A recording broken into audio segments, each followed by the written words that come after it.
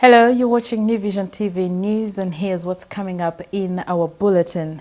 Now, in news around Uganda, the Civil Aviation Authority has changed name. The African swine fever has hit pigs in Uganda district, and Mrs. LUWUM dies 42 years after the murder of her husband.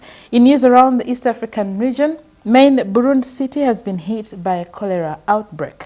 In news around the world, British airline expected to pay passengers after delayed and cancelled flights. Now, in our special report today, we'll look at how we're losing our forest cover to our kitchens.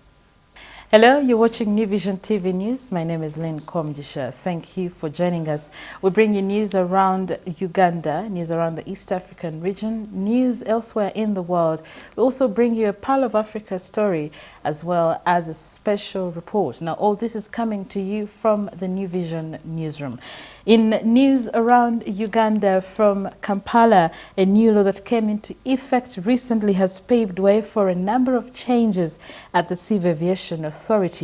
According to Vianney Luja, the Civil Aviation Authority Manager Public Affairs, the changes come after President Yoweri Museveni assented to the Civil Aviation Authority Amendment Act 2019. Among the changes is the change in name of Civil Aviation Authority. According to Luja, it will now operate under the Uganda Civil Aviation Authority. Others include changes in titles of management staff. The managing director, who has been the head of entity, now becomes Director General. The same applies to the title of the Deputy Managing Director, whose title has changed to Deputy Director General. Luja says the changes are aimed at ensuring the harmonization of Uganda's regulations and practices with universal practices across the globe. Civil Aviation Authority is primed for a more enhanced role following the resumption of operations by Uganda Airlines. The airlines is set to start commercial flights at the end of August. News from Uganda, pig farmers are counting losses following an outbreak of African swine fever that has claimed a number of animals in the area. The Uganda District Production and Marketing Officer, Tumwesuje Zephyrin, says the fever has so far claimed over 250 pigs in the district. There are 18,514 pigs in the district, according to the current animal statistics. The African swine fever is a contagious and infectious disease that spreads rapidly among pigs. It is passed on to the pigs in a vicious cycle between soft ticks and wild pigs and direct contact with infected pigs. According to Uganda District Senior Veterinary Officer Dr. John Ronald Wamara, cases of swine fever have been reported in Ishongororo, Nyamarebe sub-counties, and in some parts of Uganda municipality, Bisheshe, Bufunda, and Kagango divisions. Samples of the dead animals that were taken to Entebbe Virus Research Institute tested positive of the deadly fever.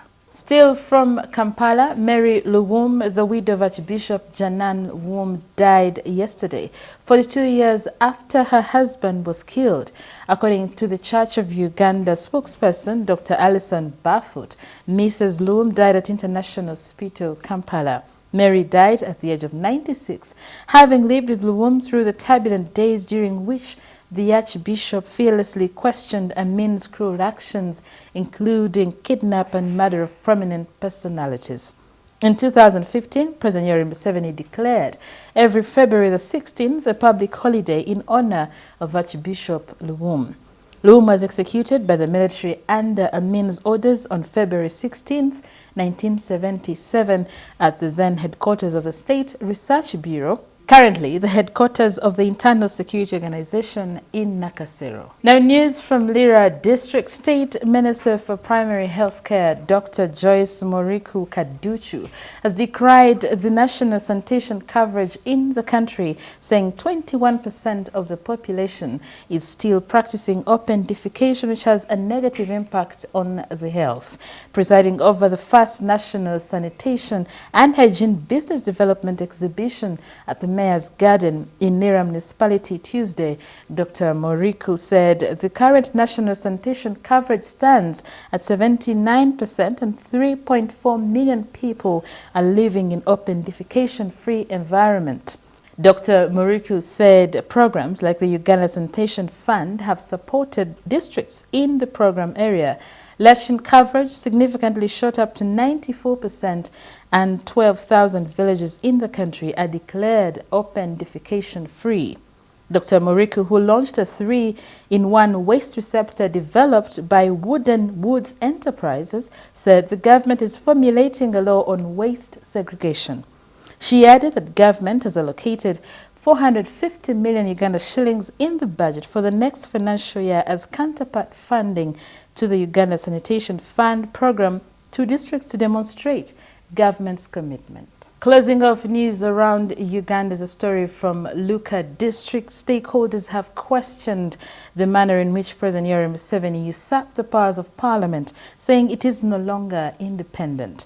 According to Becca Luwano, the district councillor for Luka Town Council and Secretary of Social Services, it is becoming easier for President Museveni to compromise parliament to pass laws that favor him since the ruling National Resistance Movement boasts of the majority legislators.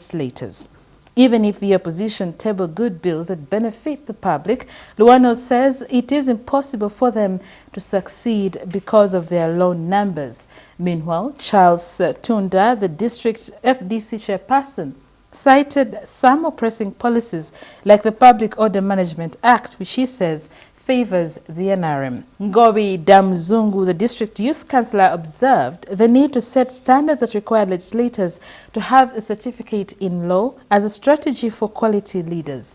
This was during an envisioning meeting for selected leaders on the pilot exercise for the Citizens Dialogue organized by the Uganda National Dialogue at Luka District Headquarters Tuesday.